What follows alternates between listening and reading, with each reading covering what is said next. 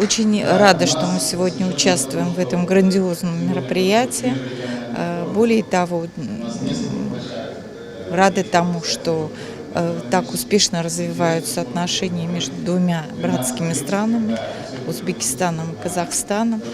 И сегодняшняя тема в нынешнем мероприятии весьма актуальная, так как благодаря туризму народы многих стран познают именно так всецело Центральную Азию, нашу культуру, наши обычаи, великолепные, богатые традиции. И считаю, что благодаря именно средствам массовой информации мы сможем довести о этом богатом своем наследии всему мировому сообществу. Очень рада еще раз участвовать в этом мероприятии и поблагодарить наших друзей, казахстанцев, за столь теплый и радушный прием.